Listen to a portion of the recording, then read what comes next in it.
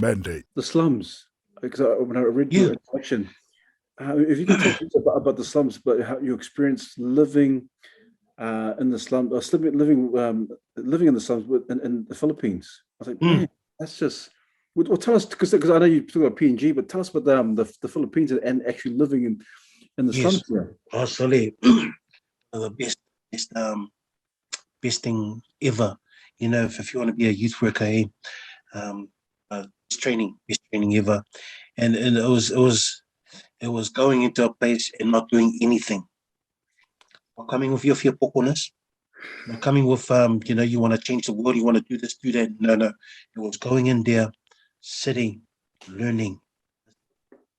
And honestly, man, it was one of the biggest ever for me. That's why when I went to Papua New Guinea, I said to the teachers, hey, I want you guys to take ownership. And when I started up that choir competition, I Mhm. want you to take ownership, because if I leave, I could leave anytime. And if you don't know how to run this, it's never gonna happen. And Mhm. how are you supposed to serve your people? How because you all want it, you all want to help these young people, you want to bring the best out. How can you how can you want that but not know how to do these stuff that will bring this and will expose them? And so for me, going to the Philippines, lived in the slums, and I stayed with a family. Sorry, man. I thought, I took and they humbled me big time, man, because we stayed in a shack. And this family, there was mom, dad, and four kids. And so we lived in the space. It was quite small. It was quite small. And so when we slept, well, I took up half.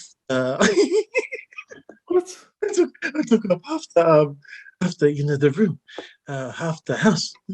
Really. And so, oh man, that was half the house, and they all squeezed up on the other side, and Mm. because they wanted to honor me and give me that space, but because I was, I'm a big man, so when I went there, I was a giant. So when I was walking around, I felt like I was Shaq. That's how big I was. Um, and but in a place like that, you think you'll feel unsafe.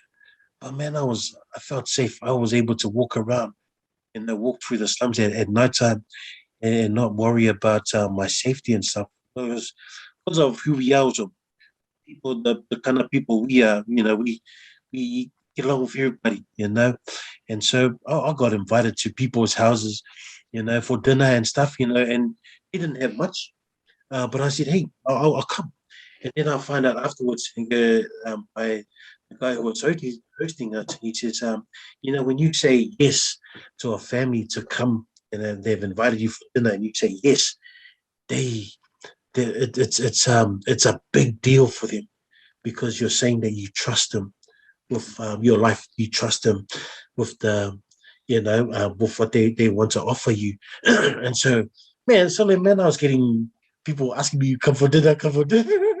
Because, man, I love to eat, man, and so we didn't have much. But luckily, praise the Lord, so the stuff was going off here, so Oh, wow, wow. it was going off here, like steak meals was like so like $6, like a proper Oh steak meal.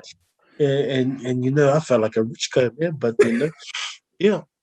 and Well, and I loved it, man. I loved being in the slums, and man, it definitely opened my eyes, and that was the lesson I learned from there, was if you go into a space, and because I know you want to do good, you want to do this, you want to do that, you want to change the world, but don't go in there with your populace. Go mm, in there and you listen. You listen to the people. They have the answer. nice, good. You need to go in there and support. You know, they Yeah, say, "I'll do this, do that, do everything, yeah, do what I'm saying," and then you leave, and then everything collapses. yeah. That's cool, man. That's good. That's good advice, man. and, So true. and so yeah, that's all I did, man. I didn't do anything. I just listened, experienced, Mm. listened to the people. Mandate.